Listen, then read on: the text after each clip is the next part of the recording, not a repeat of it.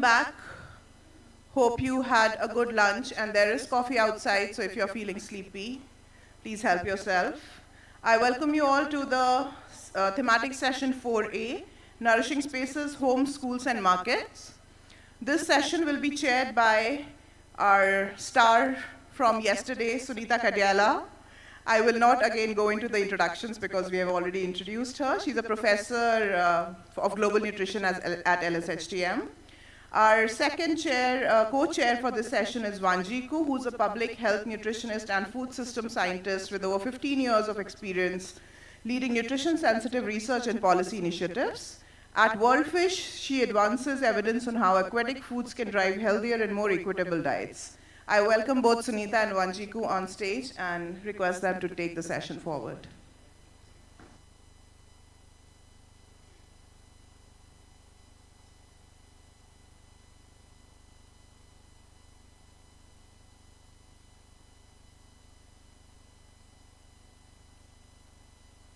Okay, I hope you can all hear me and that you had a wonderful lunch. I did. The food here is so colorful. And I'm sure we'll also have an equally informative and colorful session today. And I really look forward to what we are going to learn. So regardless of our perspectives, one thing is clear. Delivering nutrition at scale requires strong, diverse platforms that meet people where they are. And that was illustrated in today's plenary session when the speaker talked about the progress in Bangladesh. Across today's side session, we will hear a powerful cross-section of such platforms in action. We will consider how community food environment profiling can guide more tailored intervention packages, how cost and affordability analysis help us understand the real constraints households face in accessing nutritious diet, and how school feeding programs, one of the most far-reaching delivery systems, can anchor interventions such as anemia prevention for adolescents. I think in the morning we also talked about the importance of targeting adolescents. We will also reflect on emerging digital platforms, from food delivery apps to the advertising environments that shape consumer choices. I think in other sessions also there's been talk about food delivery apps. Yesterday, I think in the side sessions we also talked about that. And I'm really looking forward to see what that presentation will talk about, digital apps and access to this and what that means for delivering nutrition at scale. So together, these insights illustrate not only the diversity of platforms available, but also the multi-sectoral collaboration, risk-informed targeting, and strong community and government partnerships needed to make them work. I hope you really enjoy this session, listen, learn, and engage with questions that enrich our shared effort to deliver better nutrition for South Asia. So welcome to the session. I'll hand over to Sunita for some opening remarks. I will not take too much time. That was a great, comprehensive opening remarks. Thank you. So maybe without much ado, we can start the presentations now. I have the pleasure of inviting Budni Hasanga Hevavidana, student from the Postgraduate Institute of Agriculture, University of Peradeniya from Sri Lanka. Budni, yeah, thank you.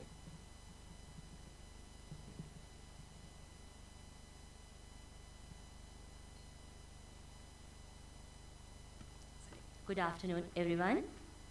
Although half of my heart is still in Sri Lanka with my people who suffered due to a severe national disaster, I am truly honored to be here and present you the findings of our study, matching intervention packages to local food environment risk profiles in Sri Lanka based on a theory-driven latent profile analysis.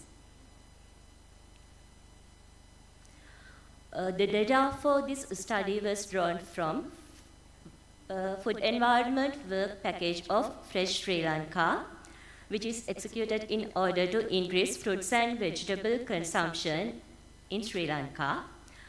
And we are truly lucky to have a multidisciplinary team of both local and international partners. And we are grateful for our funders for their support. Starting with the rationale and objectives, scaling up interventions to improve fruits and vegetables requires addressing the multidimensional, complex food environments that shape food access.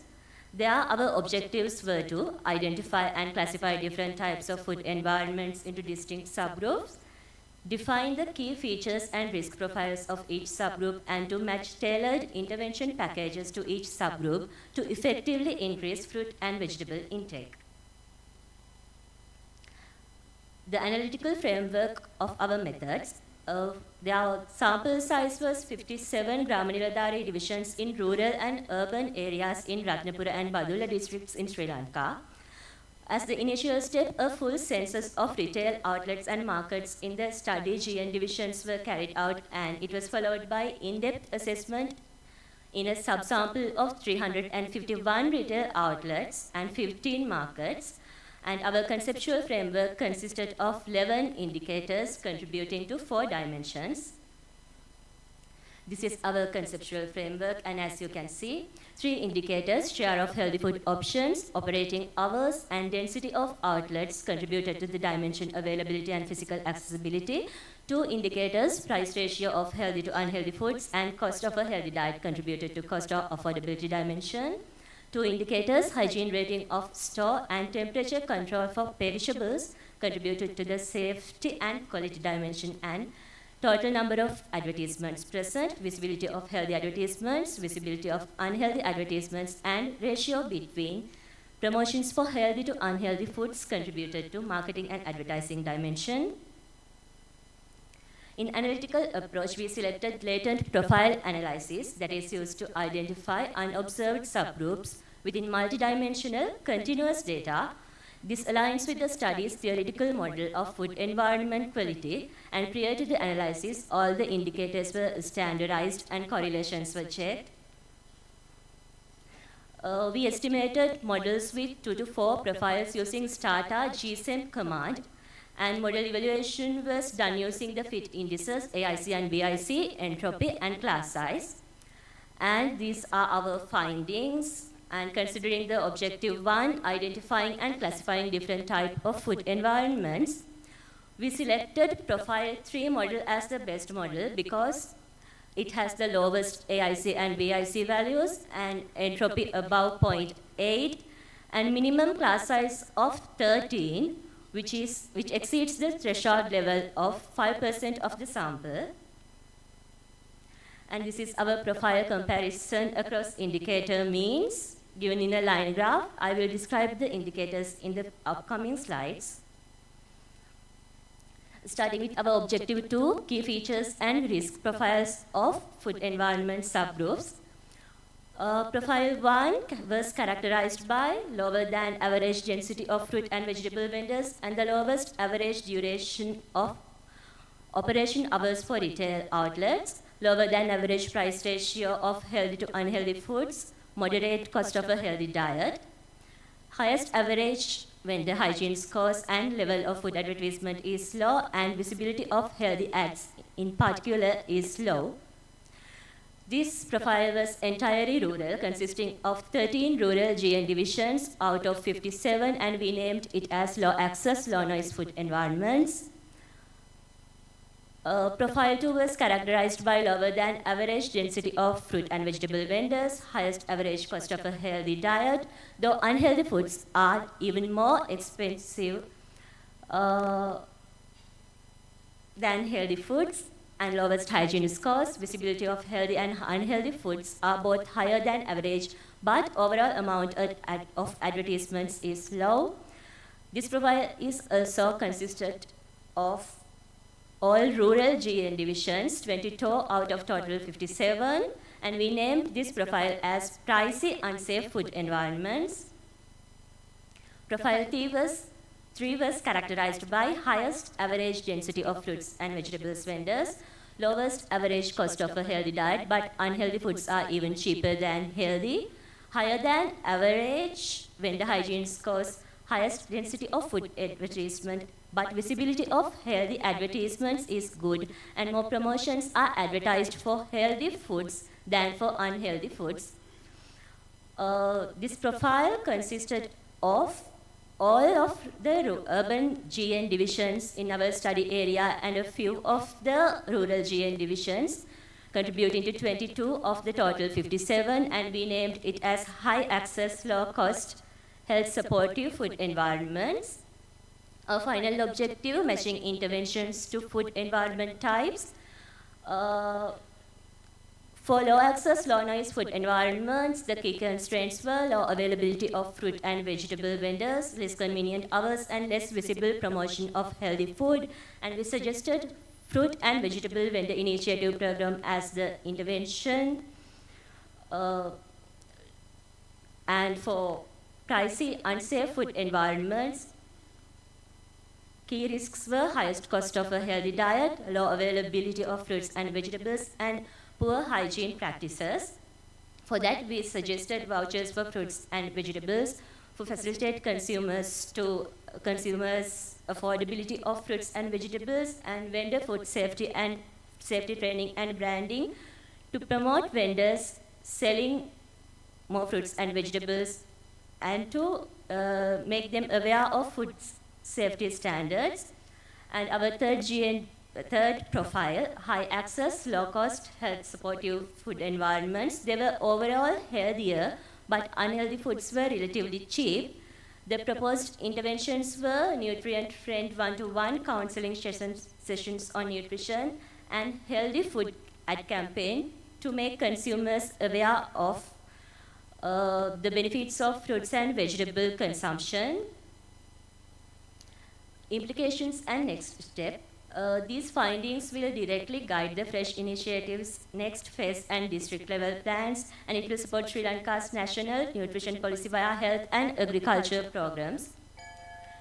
For scaling up, validating findings across other districts and ecologies of Sri Lanka is needed. Also, integrating key indicators into national food monitoring systems is needed.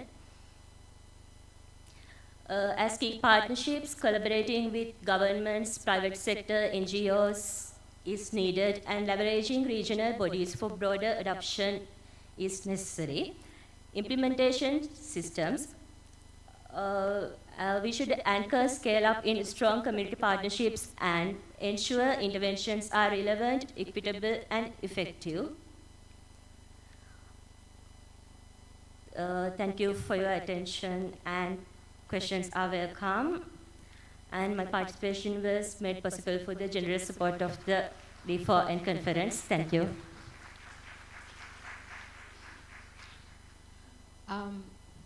Wow, this is the first presentation that ended 1 minute ahead of time. I think she deserves another applause.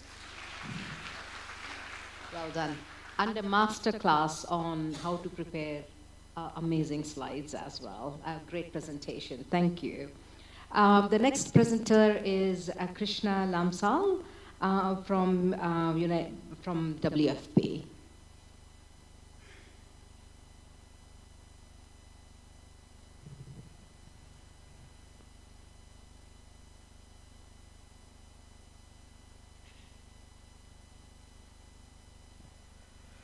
Thank you, Chair. Good afternoon, everyone. I'm going to present the key findings of cost and affordability analysis of diet in Nepal.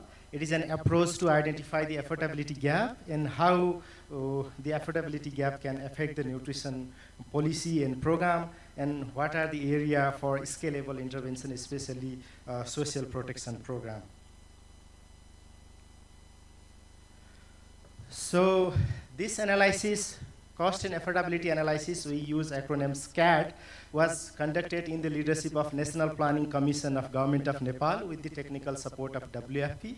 As we know, availability of safe, nutritious diet at affordable price is critical to reducing malnutrition. So this analysis uses enhanced software. This is the platform designed by All Food Program.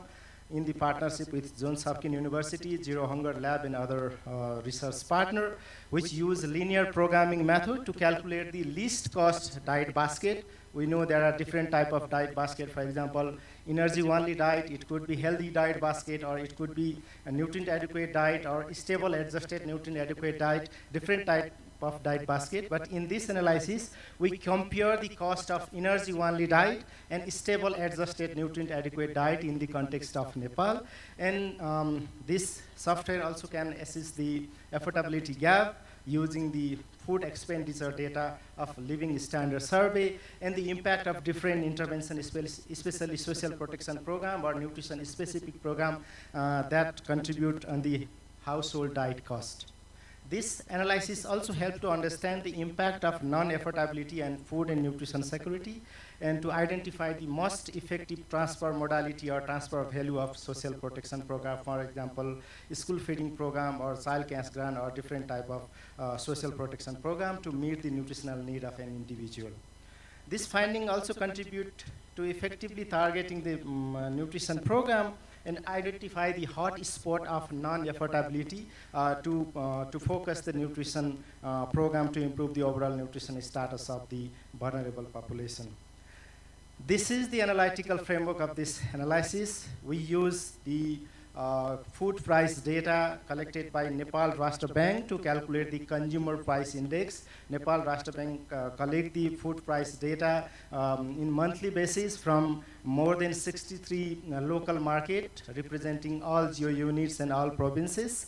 And we use the 5-member reference household to calculate the diet cost and affordability analysis based on the findings of recent census data, as well as from the nutrition lens, not missing the nutritionally vulnerable group, for example, pregnant and breastfeeding women or adolescent girl or under 2 years children.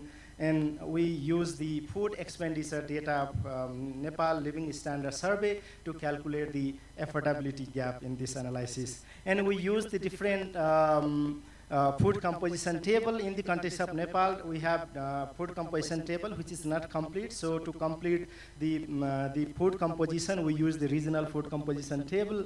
And for the recommended daily allowances, we use the ICMR RDA figure. And we also adjusted some technical parameters, for example, bioavailability of some micronutrient or upper intake level or source of different vitamins, all the technical parameters in the lens of nutrition. Allow me to jump to the key findings of this analysis. We can see that nutrient adequate diet costs nearly twice as much as the energy adequate diet in the context of Nepal. The 5-member household require at least 206 Nepalese rupees per day to cover their energy need. But you can see there the requirement to fulfill the all essential nutrient is almost twice, 501 Nepalese rupees per day per household. And there is wide regional variation in the diet cost. We can see that the mountainous region, especially Mountain Karnali, Mountain Kosi, Mountain Sudur Pasim, those geo units are almost double than the national average in terms of diet cost. And this is the comparison of nutrient adequate diet cost. If we compare the energy only diet or the healthy diet basket, the situation is almost same. The food cost is quite expensive in mountainous region compared to other area. And this is the household sharing of the total cost. Adolescent girl, pregnant, and breastfeeding women accounts for a major portion of household diet cost. And we know that these are the groups who need higher micronutrient. And in the other side, you can see that hard to reach nutrient are calcium, iron, B12, and vitamin A. The key takeaway from this slide is those food which contain calcium, iron, B12, and vitamin A are expensive than other food in the context of Nepal. And if we are going to implement any dietary diversification or fortification program, we should consider those micronutrients should not be missed in the nutrition program, especially micronutrient intervention. Coming to the affordability analysis, we had good lunch just before this session, and we had diverse food here, but you can close your eyes and imagine that still 18% of households in this country cannot afford least cost nutrient adequate diet. That means 18% household cannot afford 501 Nepalese rupees per day to meet their minimum nutrition requirement. But in terms of energy requirement, almost all households can afford the diet to fulfill their energy requirement. But in terms of nutrient adequate diet, still 18% household cannot afford. And we can see that there is highly uneven affordability gaps across the region. Mountain region has highest affordability gap, and this affordability analysis or affordability gaps is directly correlated with diet cost and the multidimensional poverty index that was published by government of Nepal. And we also analyze some of the major social protection program. For example, school feeding program is one of the major social protection program in the country. And we can see the findings that nutritious and diverse school meal make a significant contribution, lowering the diet cost in the household, fulfilling the nutrient requirement of school-age children. So the key takeaway from this slide is, if we provide nutritionally adequate or nutritious and diverse diet in the school, it can contribute to improve the nutritional status of children, as well as it will contribute to lower the overall cost burden of household to fulfill the nutrient requirement of the children. In the other side, I just put here one example of fortification program. Is just the small tricky things. If we switch the non-fortified food with fortified food in school meal menu, it can significantly improve the nutritional quality of school menus. For example, in the context of Nepal, the rice fortification is one of the fastest growing national priority program. If in the school meal menu, if that menu contains rice, if we switch ordinary rice with fortified rice, you can see the bar how the children can get additional benefit of 8 micronutrient with the same cost, because rice fortification is also one of the social protection program in the country, and the price of fortified rice and non-fortified rice is almost same. And we also analyze the cost benefit of rice fortification, and we can see that rice fortification program could be one of the low cost, high impact approach, and it is the scalable approach to cover the large segment of the population, supplying the essential 8 micronutrient with the rice kernel. We also analyze the impact of child cash grant, integrating with SPC or not integrating with SPC, and the economic aspect of breastfeeding. As a nutrition professional, we promote breastfeeding from nutrition lens or health lens. You can see that this is the case for the 12 to 23-month-old children. In the optimal or suboptimal cases of breastfeeding, you can see the impact of breastfeeding in the household diet cost. If we promote breastfeeding, it will help to the children to fulfill the nutrient requirement, as well as it will support the household to lower the overall cost burden to feed the children. So in other side, if we promote social behavior change, communication, or nutrition education with any cash-based program, that can improve the nutritional outcome of the targeted group. In conclusion, the food inflation widen the affordability gap in the context of Nepal, making nutritious diet increasingly out of reach for vulnerable household. Food aid or social protection program should be focused on the household facing affordability challenges, and the impact of school feeding program can be improved if we provide the nutritious and diverse school meal menu.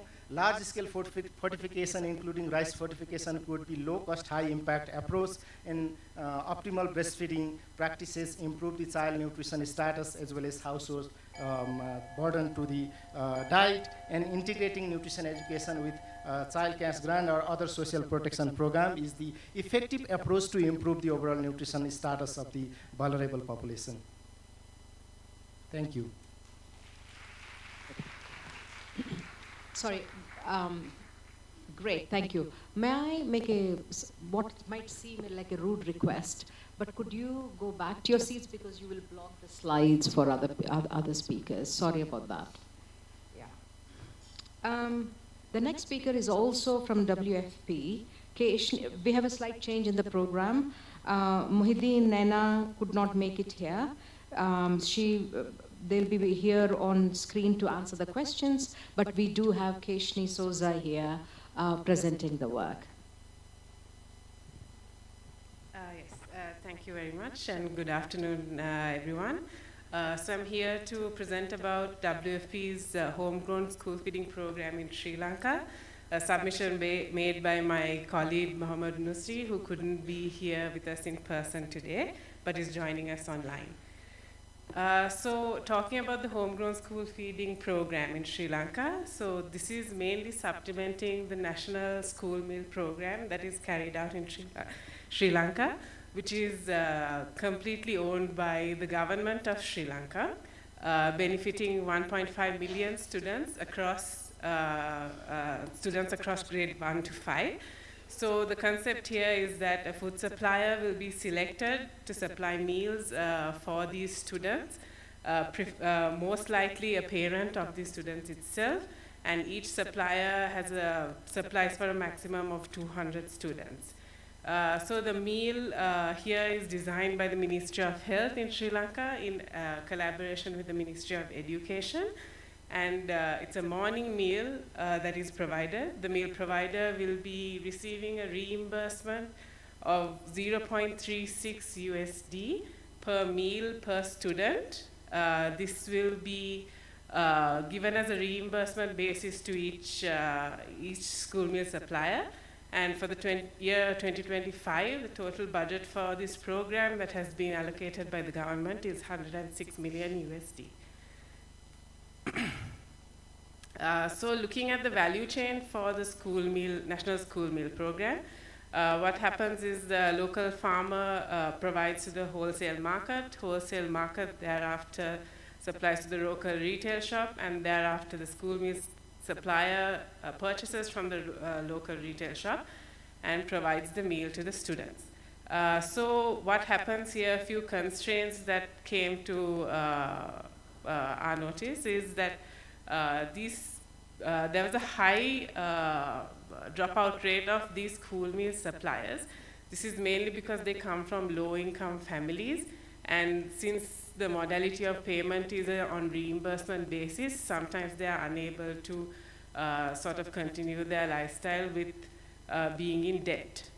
So this in turn results in a compromised meal quality.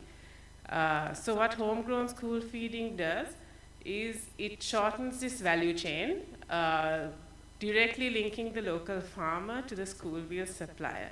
So sometimes if the school meal supplier itself has the relevant resources to adopt this homegrown school feeding program, the school meal supplier itself in their own household is empowered to carry out this program by themselves.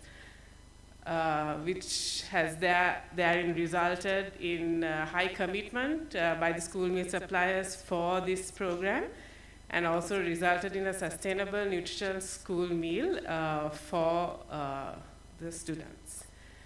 Some of the important milestones for the homegrown school feeding program, we started off in 2019. Country-specific model was developed, and a technical advisory group was appointed, and a pilot project model was also developed and implemented in 2020 across 2 divisions within 2 districts in Sri Lanka, which reached 90 beneficiaries, approximately 5,000 students, and 42 schools. So throughout this pilot, the assessment of operational feasibility of mainstreaming this model to the National School Meal Program was being carried out. And now the homegrown school feeding program is across 77 divisions in 8 districts, reaching 3,525 beneficiaries and approximately 300,000 children in 2020 schools.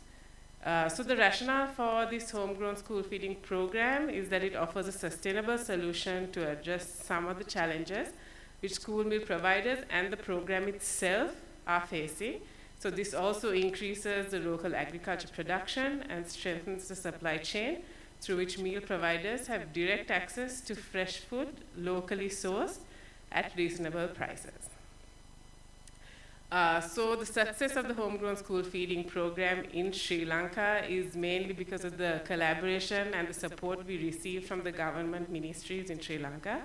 So activities like the needs assessment to identify school meal suppliers and then also several training programs to develop the entrepreneurship opportunities, cash management, and also exposure visits to certain project areas among the beneficiaries, not only to the beneficiaries, but also for the government officials who carry out the training of trainer activities.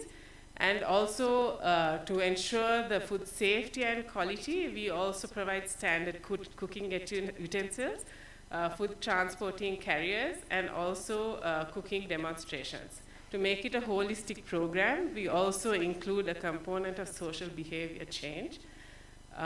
So activities, not only for the school meal suppliers, but also to the children, the teachers, and the parents. And of course, we support the government in carrying out monitoring activities for this program to make sure that it's carried out properly. So as I mentioned, there's a strong involvement of the government to support us with this program. We have a technical advisory group which includes the Ministry of Health, the Ministry of Education, the Women's Bureau, and also the Ministry of Agriculture.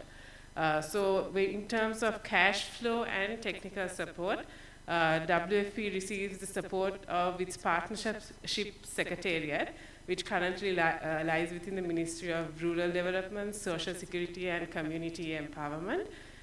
So through their facilitation and support with conducting these programs, we are able to seamlessly implement these programs at district level. Currently, the coverage of homegrown school feeding is across 8 districts in Sri Lanka, benefiting 290,647 students, 2,020 schools, 3,500 meal providers, 1,600 agriculture farms, and 1,900 poultry farms.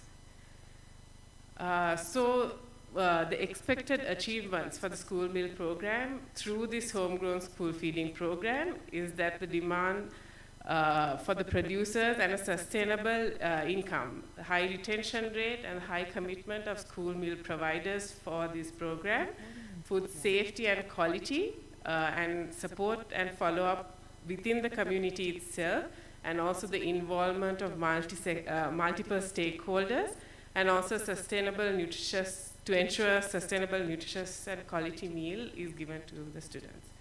So these are a few images from our program, beneficiaries, and some of the inputs that we provide to them. So in addition to the success of this program, we also continuously carry out assessments and studies, not only through WFP, but also process monitoring is carried out by the government stakeholders, who WFP also supports at field level. And this has in turn reflected towards policy and advocacy. The concept of homegrown school feeding has been incorporated into our national school meal guide as a strategy to ensure sustainable continuation of this program. And also the government has issued a commitment at the Global School Meals Coalition to scale up this existing model of the homegrown school feeding program in Sri Lanka to make sure and advocate for food use to prepare this meal be sourced locally. Yes, thank you.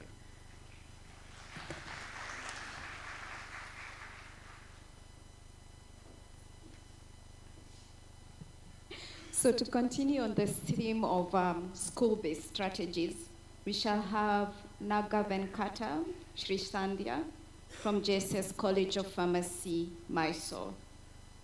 She's, okay, here she comes.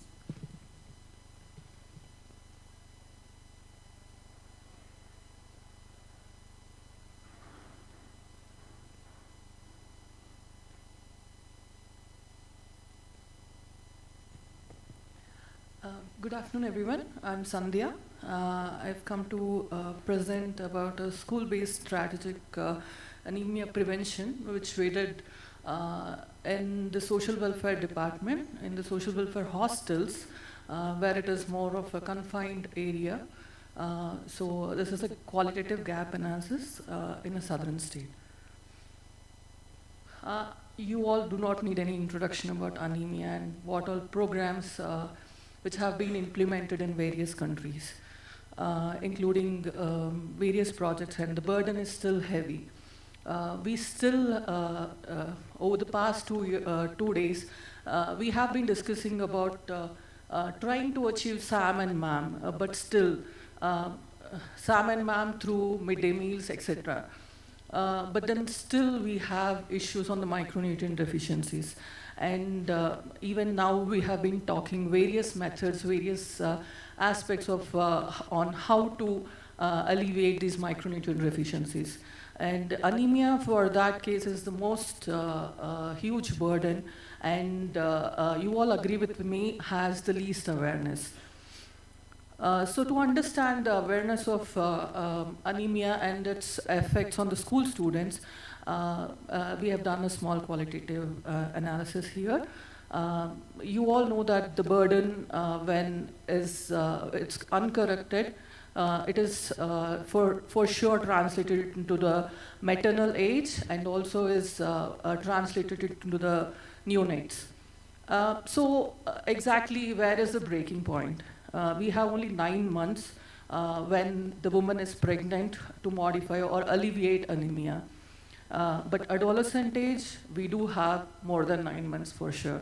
So it is very important for us to think and implement policies and advocacies at that stage to alleviate anemia. So here we have done this qualitative analysis to understand the knowledge and various challenges faced, and the awareness, and also the program implementation for anemia programs in social welfare schools. These are residential schools, so the population is given proper, very similar amounts of food and very similar qualities of food. So we have used the method. We have stratified 33 districts of the state into good, moderate, and poor, and purposefully selected 7 of the districts. And from those 7 districts, we have exclusively done some focus group discussions for the principals, teachers, health supervisors, who are also staff nurses, who are of the cadre, who are also of the cadre ANMs and GNMs, and also the assistant caretakers. We have also done some in-depth interviews with the state level officers. Majorly the focus areas were awareness, screening practices, diet quality, program implementation, and the other operation challenges. We have included girls' schools only, or the stakeholders who are working at the girls' schools only, and we excluded the stakeholders who are working in the boys' schools. And after the data collection, we have translated, transcribed, and done thematic analysis for this. Coming to the analysis part, first thing, what are the strengths and how we can implement these strengths in other areas as well. So we have understood that they have practices like health leaders, Healthy Tuesday, life-saving groups, buddy pair, which all are involved, which all involve students basically.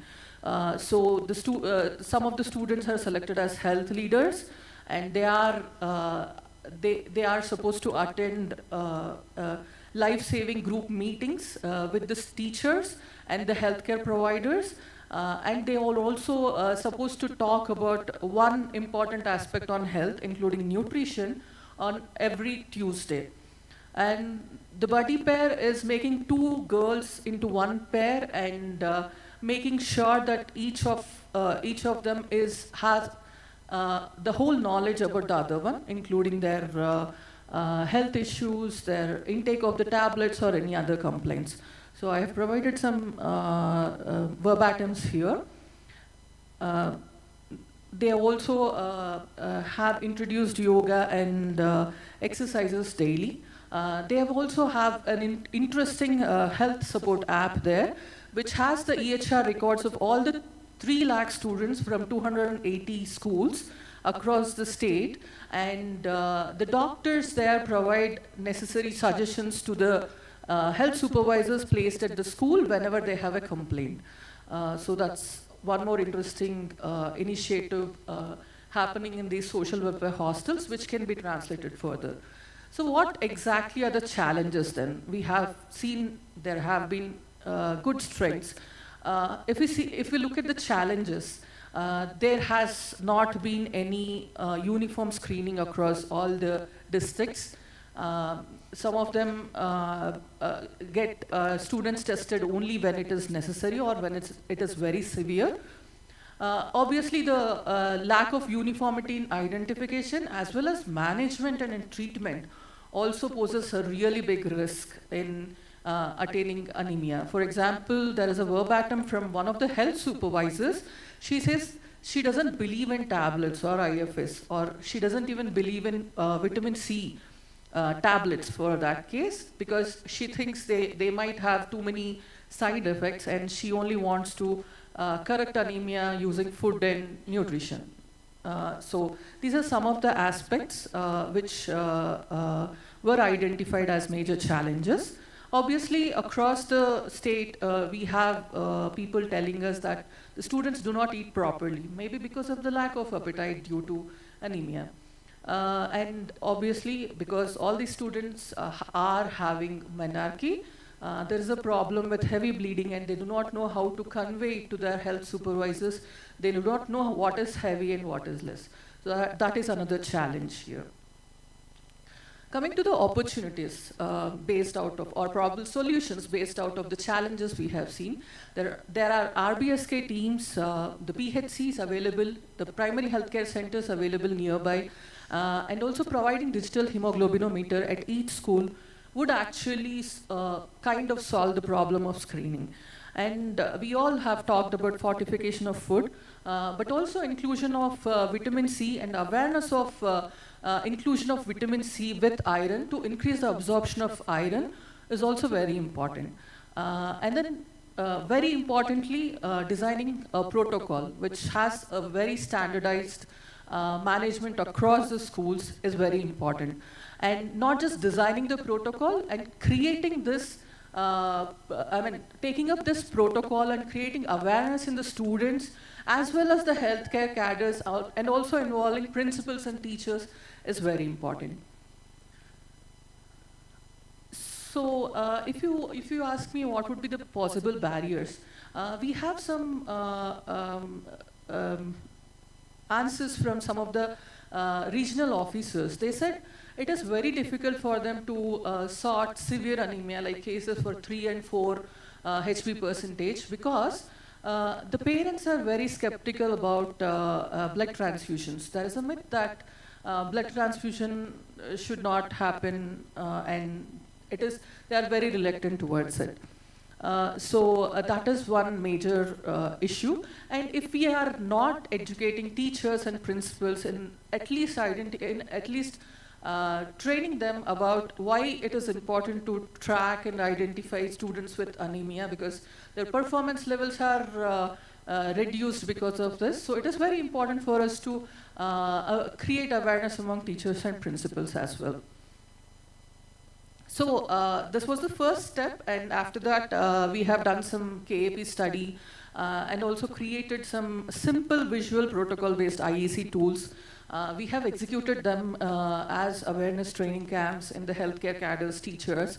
And then we have also assessed the knowledge of the healthcare cadres using pre and post training tests, and we have created some solutions. So this is one of the IEC which has been circulated even in the Tribal Welfare Department. So thus, this system of identifying the minor gaps and executing it across using multiple sector approaches is very important to scale it up globally. Be it the problem of anemia in adolescent, maternal health, or anywhere else. That's it. Thank you so much for the opportunity. Thank you. Thank you, Sanja, for that awesome presentation, especially considering the burden of anemia and the challenges to address it. I look forward to the questions that will be asked. Next, we shall have Suman Chakrabarti from International Food Policy Research Institute. Welcome.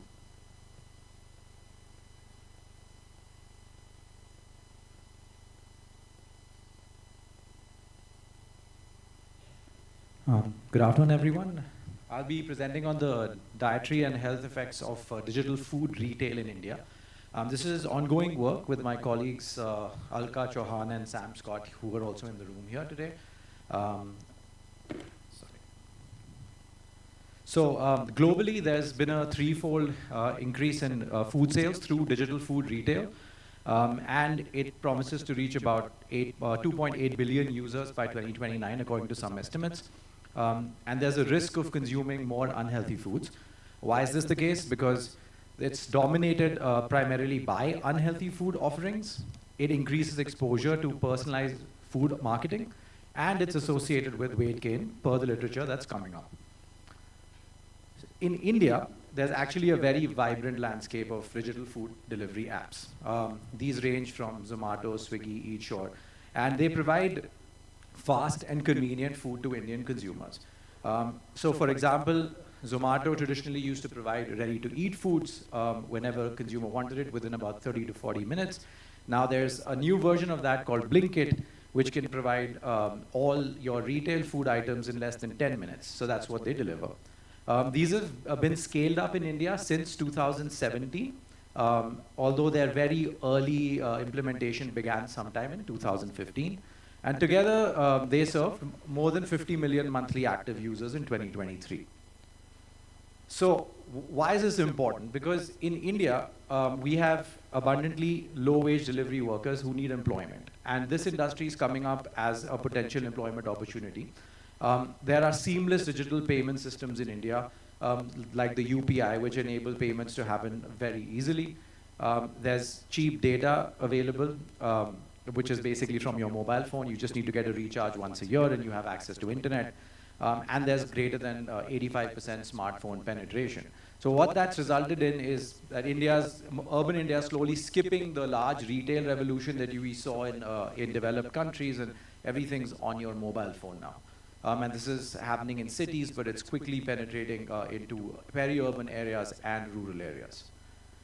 So this is the digital food environment. It's a dangerous place full of temptations. And because it's all algorithmically driven, it basically says, if you like chocolates, I'm going to show you more chocolates. If you like ice cream, I'm going to show you more ice cream. And so you are more likely to buy the things that are not good for you if you have bought them before. So that's just how the algorithm works, and it promotes these kinds of foods to consumers. So the objectives of our study are basically to describe the patterns of online food purchases in Indian geographies, residence types, and wealth strata, to examine household factors that are associated with online food ordering, and rigorously assess whether online food ordering predicts diet quality and overweight and obesity in India. So for this, we use nationally representative data sets. The first one we use is the Household Consumption Expenditure Survey, the HCES, which was collected between 2022 and 24. Then we use the National Family Health Surveys from 2015 and 2021. And we use the 2011 census, which basically gives us our population estimates. We combine these data sets in various ways, but we start with the analysis of the HCES data. So if you look at this graph here, you'll see what the current coverage looks like. We stratify our results by metropolitan cities, which is the orange line, the peri-urban, or so basically urban areas which are not metropolitan, which is the blue line, and then green line, which is the rural areas. As you can see, on the x-axis, you have MPCE, which presents going from poor to rich. So 0 to 100, poor would be 0, 100 would be rich. And the coverage of food delivery apps on the y-axis, as you can see, of course, as expected, as consumers get richer, they buy more. But as you can see in metropolitan cities, because there's more access to these food delivery apps, even among the poor, there is access. And that's the pattern that's concerning. This is not just a rich household problem, this is a middle income problem, and it's soon going to be a low income household problem as these things scale up.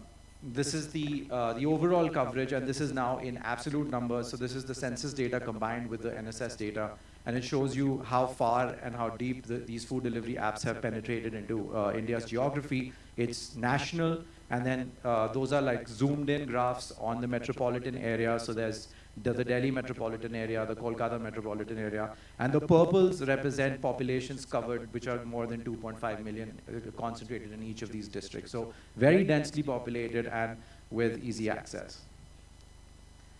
So what are people buying per the survey? So the most commonly bought items are the groceries, like cereals and pulses, etc. But then there's the processed foods, vegetables, fruits, other ready-to-eat foods, ultra-processed foods, milk, and nuts. So people are pretty much ordering everything that they eat online now. And of course, the coverage is highest in the metropolitan areas. So by the orange graphs, you can see those are the highest. And the factors that are actually associated with higher purchases are households that are rich. So the more household assets you have, the more likely you are to order.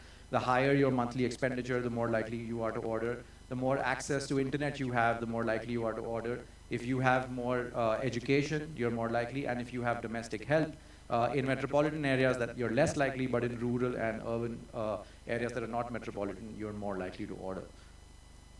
So what we next we do is we look at the dietary effects and the effects on food expenditure. So what we do is we construct an indicator called the GDQS plus and the GDQS minus from the HCS data. These are interpreted as the GDQS plus is basically a healthy food score. The higher the score, the better your dietary pattern. GDQS minus is an unhealthy food score. Again, the higher it is, the better your diet. That means you're eating fewer unhealthy foods. And or the higher your food expenditure out of your total expenditure, that means you're spending more on food. And so we ran this into a propensity score matching model, which basically compares apples to apples. So we want to compare similar households to other similar households. And what we see here is that they're significantly associated with higher food expenditure total, and they're significantly associated with more unhealthy food purchases. On healthy foods, the effects were almost zero and not significant. So both quite concerning that a household that's ordering online is paying more for their food in general, and they're buying more unhealthy foods. And the effects are larger in metro cities, followed by urban, not metro, for unhealthy eating, and then rural. Finally, we wanted to look at the association between overweight and obesity and access to food delivery. So what we did is we combined the HCES data at the district level. So we calculated the percentage of households that use delivery apps in each district in India. We matched them with the NFHS data. So we have about 700 districts. So we have tremendous variation for the exposure. And then we basically, in 2015, we have our baseline, and 2021, we have our end line. And at our baseline, we had no food delivery apps working at scale in India, and by 2021, these are already scaled up. And so we have kind of a continuous treatment where some districts have higher coverage and some districts have lower coverage. So we ran this into a difference in difference model with a dose response function in it. And what we find here is that so on the x-axis, you have the percentage of households that order food online. And on the y-axis, you have obesity, overweight and obesity, according to Asian standards. So that's BMI greater than 23. And so what you see here is, as the coverage of online food delivery increases from 0 to 70% in any district, in that same district, we're seeing obesity and overweight increase by 7 percentage points. And these are significant results. So although the evidence here is ecological, and I would take it with a grain of salt because this is not a randomized controlled trial, this kind of evidence is extremely important because this is giving us the first signs of what happens when these things get scaled up in cities, and so this seems to be a worrying trend. So the key takeaways from the study are that online food delivery is set to rapidly increase in India and also across countries in South Asia as incomes are rising. They offer higher unhealthy food consumption. They're associated with higher food expenditure and with higher obesity. And what is really needed is early regulation of these food environments because, number one, they are opportunities for creating more employment, but at the same time, customers or consumers don't know how to engage with them. So there are now new defaults. So you can choose to select a healthier default on some of these apps, but there needs to be a lot more engagement, and what kind of things can be advertised to consumers needs to be regulated more carefully. And this needs to be accompanied maybe with more behavior change on healthy diets, portion sizes, and online ordering. Why this is kind of a very sort of insidious problem to solve, because online food delivery not only gets you food when you want it in 10 minutes, it also prevents you from moving around and going to buy your food. So it's kind of a double whammy where you have lower physical activity also due to these apps. So that was my talk. Thank you so much.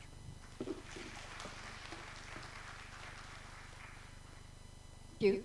I'll remember the statement that the digital food environment is a dangerous place full of temptations. So the next presentation we'll have is an online one. We just heard about the physical food environment, the digital food environment, and the next one is on the physical or built food environment. It's from Petya Atanasova from Imperial College of London. Welcome, Petya. Thank you so much. Good afternoon, everyone. It's a pleasure to be joining you today, even if unfortunately remotely. So today's presentation will be on mapping outdoor food advertising. So this is all the advertising that you see on the streets as you walk around, and how exposure to such advertisement might be associated with adults' dietary intake. This is a collaborative project with teams across South Asia as part of the GHRU NIHR South Asia Biobank. So first of all, why this topic is important. Let me see how I just change.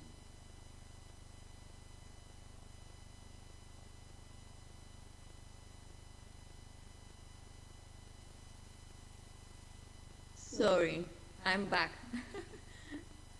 Thank you. Apologies. I just need to see how I'm changing my slides.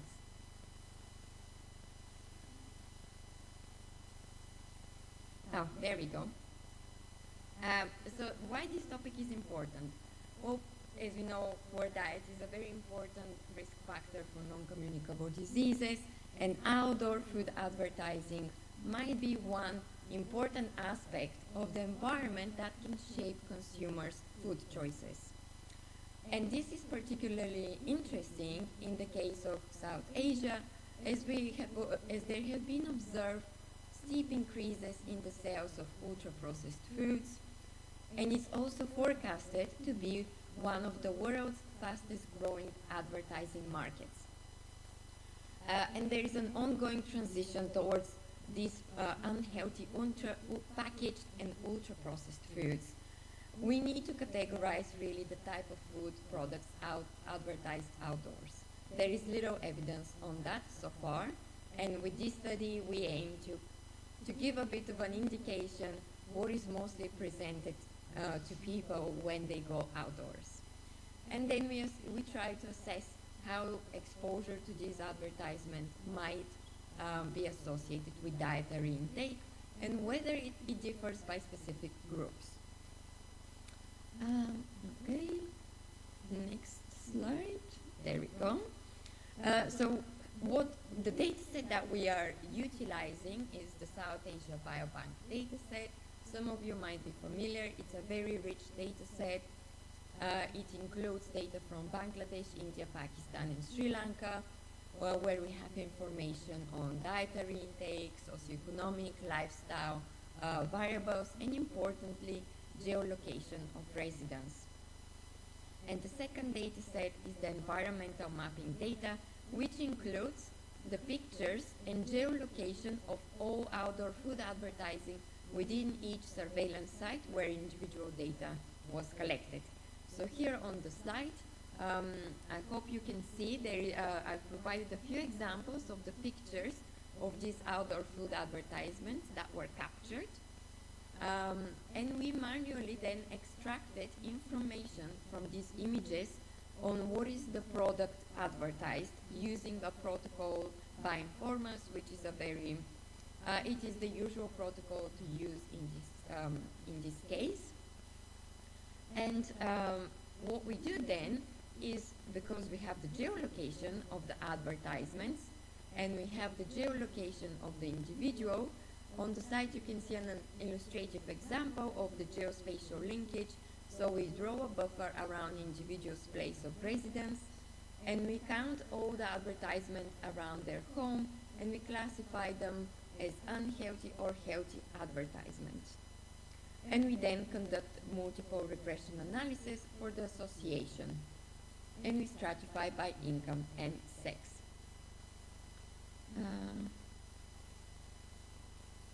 The methods, just to continue a little bit more on the methods, the outcome variable that we are utilizing is dietary energy density. So the higher the dietary energy density it is indicative of a diet higher in ultra-processed foods, of an unhealthier diet.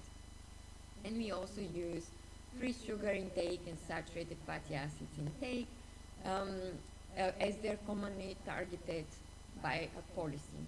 And for control variables, we had a range of variables that we control for in the analysis. Sorry. Next slide. Yeah. Oh no, this went too far.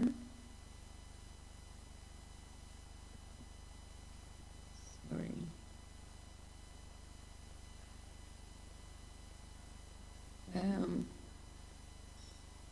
I don't know why the slides are a bit going crazy at the minute. I'm sorry. Okay, so yes, there we go. I think you're seeing a wrong slide, and I'm seeing something else. Oh, there we go. Now it's updated. Okay, so the results. So just to give you an idea of the advertisements, we analyzed around 8,000 outdoor food advertisements, and all of these advertisements were featuring around 20,000 food products. So we did have a big sample, and I don't know if this is a surprise to you, but almost 88% of these advertisements were for unhealthy products. And the most common types were ice cream and sugar-sweetened beverages. Unhealthy advertisements were barely there. So really what we're seeing outdoors is for unhealthy products. And even when we categorize some of the healthy products, this is a very crude categorization because we couldn't really see the labels for each product. So as an example, some of the healthy products that we classified are, for example, chickpea snacks or this kind of products that we thought are a bit healthier. But yes, so predominantly unhealthy advertisements. And here on the side, you can see a little table with advertisements analyzed per country. So far in this data set, most of the data is from Sri Lanka. Around 6,000 of the advertisements were captured in Sri Lanka, and less so in the other countries. So for the preliminary results for this presentation, this is still an ongoing work. I will be showing you some of the results with the data from Sri Lanka. If the next slide moves. There we go. So from Sri Lanka, we have a data set of around 24,000 individuals. And when we look at the advertisement around their home, on average, there were around 31 advertisements within a 500-meter buffer around their home. And when we look at some of the socioeconomic differences, females have significantly more advertisements compared to males. We also created a variable, the density of unhealthy advertisements, so that's the number of unhealthy advertisements out of all advertisements. And we see that actually the density score was higher among low-income individuals compared to the high-income individuals. Another interesting thing, just to note that the energy intake was quite low overall for this sample. It was captured with 1 24-hour intake, and there might have been misreporting, so overall we might not be capturing dietary intake as representative as it is and what people consume on a daily basis. This is just something to keep in mind for our final results, where we have the data from the regression analysis. I think it should update the next slide now. Yes, there we go. So the regression analysis suggests that if there is a higher density of unhealthy advertisement within individuals' home, around the individual's home, then they're more likely to have a higher dietary energy density, which is suggestive of a diet higher in unhealthy products. And the same was also observed for saturated fatty acid consumption and free sugar consumption, and these were more notable among females and low-income groups. So overall, these are just some preliminary results to show us that there is some association. This is a very this is still preliminary work, but it does show that it is an important aspect to consider. And currently, there are actually no regulations in terms of the outdoor food advertising. It still remains an area for that is not regulated. For example, there might be some regulations on TV advertising for children or advertising around school for children to limit their exposure to unhealthy products, but this has not been extended to adults. And so future work could really benefit from this kind of regulations, from policies that could target outdoor food advertising. And I'm trying to move to the next final slide. There we go. And for scaling, we really do need some tools to monitor unhealthy advertisements. We did notice that we have to do a lot of manual work to classify all these advertisements, and even if a policy is implemented, how would we regulate and monitor these new policies in the outdoor space? What are the tools that we can rely to monitor unhealthy advertisements, not only outdoors, but also in the digital space, on TV? What is the tools to use? So I feel that would be a very important next step for scaling and policy implications. Thank you so much for your attention, and I'm so sorry with the slides, but I hope you enjoyed the presentation. Thank you so much.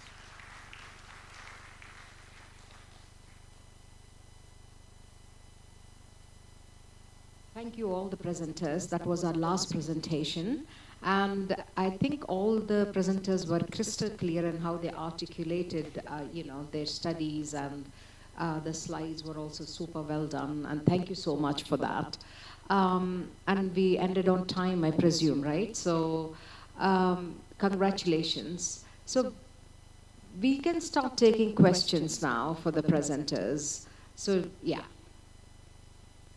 And sorry, before you do that, may I invite all the presenters back onto the stage? Thank you for reminding me.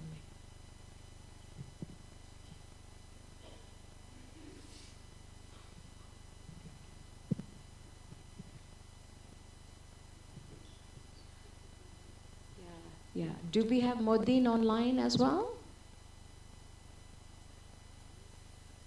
The online person. Okay. Yes. Yeah.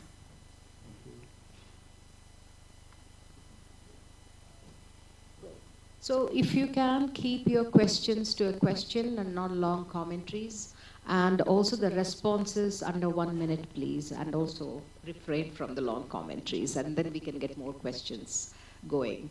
All right, the first round of questions, we'll take 3, and then come back to the panelists for response, and we'll take another 3. Thank you. I'm Prajul, representing Micronutrient Forum and from Nepal. So my poster is poster number 7, if you are interested to visit. I have questions for Suman and Petya. For Suman, I'm really interested to know the pre-treatment covariates that you've used for propensity score matching, because I believe that the intervention itself is quite biased. So how did you ensure that the control and treatment group were like similar? And I'm really interested to know how did you use 2010 census to extrapolate the estimates from the later survey, like to on a more aggregate level. For Petya, I when I looked at the results, I found that the associations that you showed, like the confidence interval that you showed, it included zero. So how can you argue that the associations are positive? Thank you. Good morning. So this is Priyanka from Roshni, Lady Arun College, Delhi. So my questions will be also for Suman.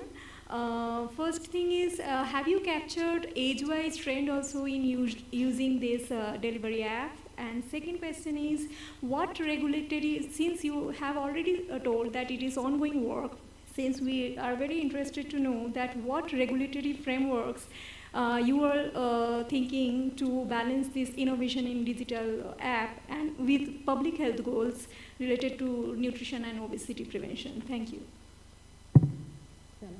Stella Nordhagen from the Global Alliance for Improved Nutrition. I'm afraid my question is also for Simon, so keeping him busy.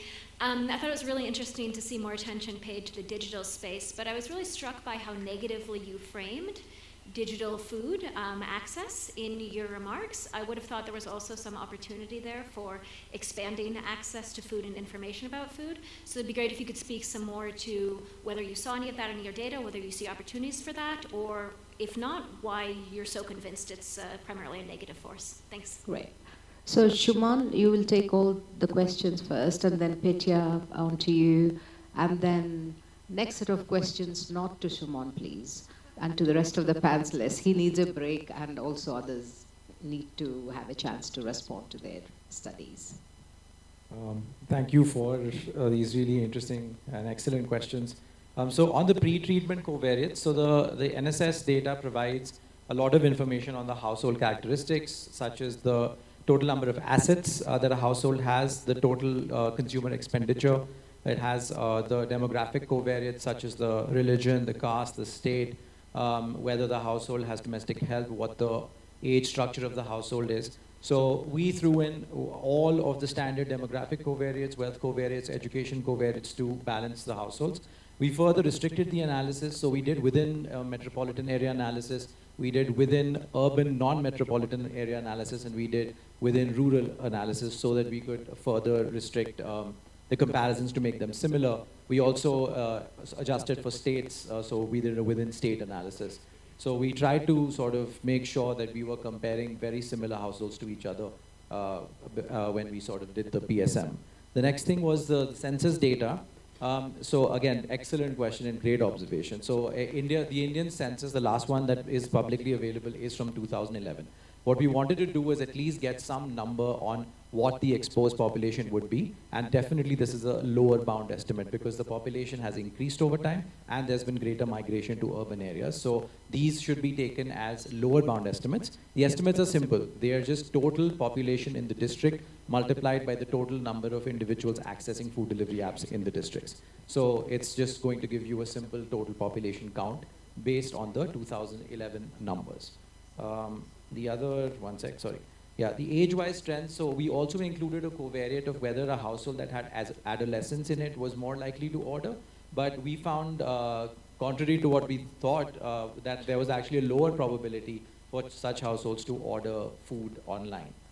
We do find that if a household has domestic help, it orders more, it orders less, which is probably in urban areas related to the fact that maybe if someone can cook a meal for you, then you're less likely to order a ready-to-eat meal.